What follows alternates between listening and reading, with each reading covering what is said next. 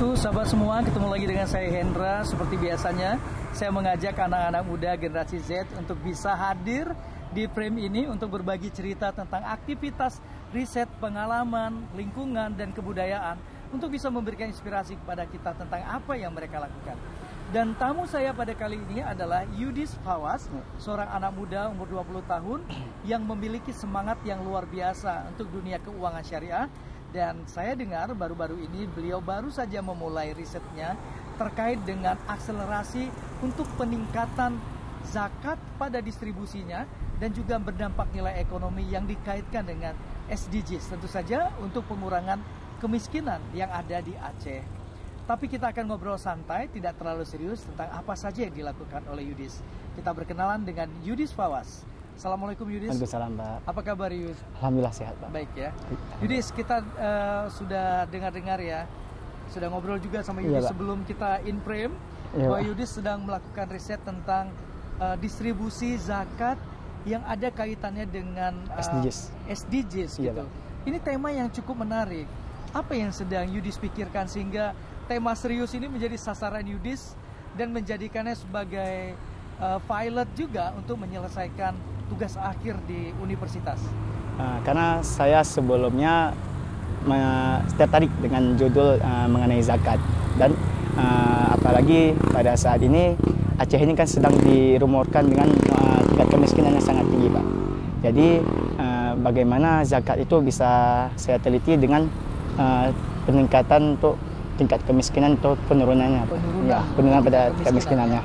Artinya kalau boleh kita simpulkan, Yudis ini sedang starting ya, memulai melihat bagaimana distribusi yang baik, bagaimana zakat terdistribusi dengan baik, dan bisa menyasar juga salah satu poin penting dari SDGs untuk mengurangi kemiskinan. Itu di poin yang pertama, nomor ya, 1, Pak. Poverty ya. Yudis, untuk anak muda seusia Yudis yang masih muda, menuju 20 tahun, sudah memikirkan mengurangi kemiskinan daerah. Ya, itu luar biasa menurut saya. Tapi di balik itu semua, apa sih perasaan anak muda seperti Yudis sehingga merasa kok apakah ini jadi problem karena didengungkan terus? Sementara Yudis bilang tadi kita punya zakat, kita bisa selesaikan itu dengan mungkin salah satunya dengan variabel zakat itu. Iya, fenomena itu sendiri, Pak ya. Kalau kita lihat di Aceh ini sendiri belum ada tata kelola yang terintegrasi dan belum ada transparansi antara distribusinya, sehingga banyak orang menduga-duga hanya dipakai untuk konsumtif saja apa ataupun gimana. Oke, itu fenomena ya. Itu bukan berarti kita menuduh ya. Iya, Pak. Itu fenomena yang terbaca, terdengar. Tapi kalau kita lihat kan banyak sekali yang sudah dilakukan oleh pihak pemerintah juga. Yudis melakukan ini mulai dari mana nih, Yudis? Mencari datanya mulai dari mana? Pertama sendiri saya mencari data di Baitul Mal itu sendiri.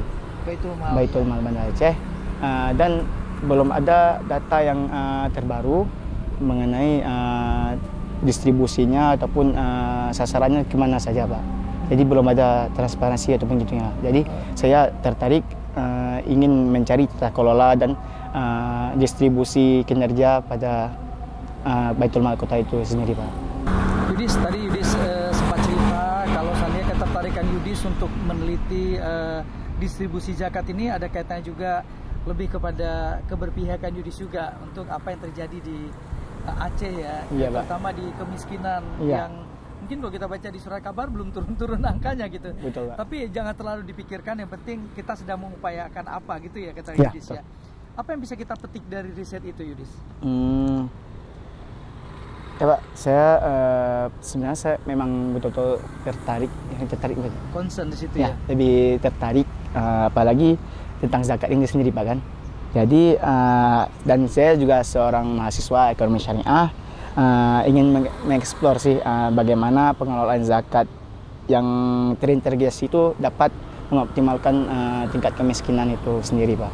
Menurunkannya. Mengoptimalkan tingkat penurunan kemiskinan gitu. Jadi kan sudah mulai belajar itu ya sejak mungkin ya bisa kita bilang dari semester 1 sampai semester berapa semester 6 barangkali 4. Kalau kita simak tadi, Yudis bilang itu keberpihakan Yudis sebagai anak muda ya untuk melihat secara jelas bagaimana integrasi tata kelola distribusi zakat ya, ya, distribusi zakat untuk pengurangan kemiskinan. Ya. Nah, Yudis sendiri mungkin bisa cerita apa sih sebenarnya yang ingin diketahui secara lengkap itu apa, Yudis? Menurut saya Pak, pendistribusian ini kan menjadi masalah karena seringkali tidak ada terjadinya tidak tepat sasarannya itu Pak. Oh, tidak tepat ya. Sasaran. Dan tidak merata dan kurang efektif dalam mengurangi kemiskinan. Jadi ini disebabkan oleh keterbatasan ataupun koordinasi antara lembaga pengelolaan zakat itu sendiri Pak. Kalau Yudis melihat ke situ, masyarakat sendiri perlu melapor kepada dinas terkait atau enggak, Yudis? Menurut saya harus melapor Pak, tapi kan kita belum tahu bagaimana masyarakat kekurangan informasi atau bagaimana Pak. Kurangnya Informasi antara masyarakat dan lembaga itu sendiri Pak. Kurangnya informasi ya, Ya. Masyarakat belum tahu informasi, Ya. belum tahu banyak informasi Ya. itu. Yudis mungkin boleh cerita banyak tentang fenomena itu di lapangan dan bagaimana pada akhirnya Yudis merasa ini sepertinya menjadi kesempatan yang baik untuk menggali informasi tentang itu. Iya Pak.